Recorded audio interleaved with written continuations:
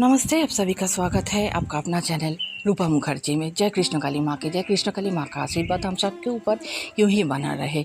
एक बार मंगला जी लाइव पर आकर अपने परिवार के बारे में कुछ बात कर रहे थे, क्योंकि 16 मई को उनके बेटे गोपाल का बर्थडे आता है। तो उन्होंने माँ से आशीर्वाद लिया बेटे के लिए। उनके बेटे ने माँ का प्रणाम किया और अपने माँ बाप को भी प्रणाम किया, और जैसे कि सारे रिचुअल्स होते हैं वो सारे सब कुछ को उन लोगों ने पालन किया। और इसी के चलते हुए उन्होंने कुछ बात शेयर की हमारे साथ के कैसे अपने बेटी उर्मी के जन्म के 12 साल बाद उनके घर एक लड़का पैदा हुआ, जिसे उन्होंने नाम दिया गोपाल। और ये गोपाल नाम उन्होंने क्यों दिया, अब लोगों के दिमाग में आ सकता है, अगर वो काली माँ के पूजा करते हैं तो गोपाल क्यों? क्योंकि देखिए, उन्होंने साफ साफ कह दिया है कि पहले वो भगवान श्री कृष्ण के बहुत बड़ी पुजारन थी, भक्ति भी करती थी।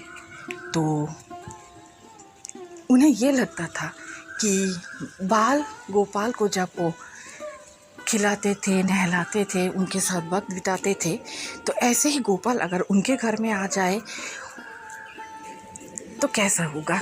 और इसी की सोच के चलते उनके घर में एक लड़का पैदा हुआ, उसका नाम उन्होंने गोपाल रखा। लेकिन गोपाल से पहले उर्मी आई थी उनके ज़िंदगी में, उनके घर में। तो उर्मी से उनका बहुत ही ज़्यादा लगाव था, क्योंकि देखिए, पहली संतान आखिर पहली संतान होती है, और उनके लिए उर्मी इसीलिए हमेशा से ही स्पेशल रहा। तो उर्मी जब छोटी थी तब वो कविताएं पढ़ती थी, बोलती थी, और ढेर सारे प्रतियोगिताओं में हिस्सा लेती थी।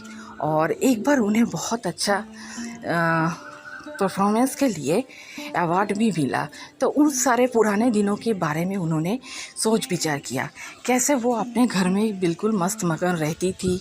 उनके घर में बहुत ज़्यादा इतनी तंगी पहले नहीं थी। उनके एक ब्रदर थे, और उस भाई के कुछ शरीर में समस्या दिखने के बाद से ही उनके घर में थोड़ा से दरिद्रता आना स्टार्ट हो गया। लेकिन अपने घर में वो एक लौती बेटी थी, और उनके घर वाले भी, यानी कि मंगला जी के जो मायके वाले थे, वो भी चाहते थे कि इतने सारे लड़कों के बाद घर में अब बस एक बेटी आ जाए। और ऐसा ही हुआ।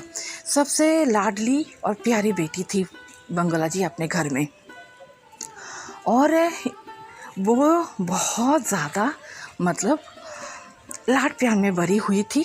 तो नटखट भी थी, और अपने नटखटपन और शरारत के कारण वो, आप लोगों को क्या लगता है कि उनके माँ बाप उन्हें बहुत ज़्यादा दंड देते थे? बिल्कुल भी नहीं, उन्हें लाड प्यार से समझाते थे। और वो आज तक यही सारे चीज़ों को अपने ज़िंदगी में भी दोहरा रहे हैं। अपने बच्चों के साथ भी यही समझा बुझा कर बात करने में वो ज़्यादा इंटरेस्ट रहते हैं, ज़्यादा वो यकीन रखते हैं कि बच्चों को मारपीट से नहीं, बिल्कुल प्यार से समझाना चाहिए। और मंदिर में भी जो भक्त आते हैं, अगर कोई बच्चा भी रोते हैं ना, तो मंगला जी ये कहते हैं कि उन्हें बहुत तकलीफ़ हो रही है, क्योंकि उन्हें बच्चों से बहुत लगाव है। और आप लोग भी देखिएगा कि उनके गोद में कोई भी अगर नन्हा मुन्ना सा प्यारा सा बच्चा चला जाता है, तो कभी वो हंसता है, कभी वो मंगला जी से बात करते हैं। तो मंगला जी बहुत घुल मिल जाते हैं बच्चों से। तो उन्हें इन सारे चीज़ों में बहुत दिलचस्पी है, और वो सोचते हैं कि माँ भी तो बिल्कुल एक छोटी बच्ची के रूप में ही उनके घर में आई है। तो जाहिर सी बात है कि उन्हें बच्चों से बहुत ही लगाव है। तो इसी के चलते हुए उन्होंने इन सारे बातों को अपने जो भी भक्त हैं उनके साथ शेयर करने के बारे में सोचा, और आगे लाइव में और आकर इन सारे बातों का जिक्र किया।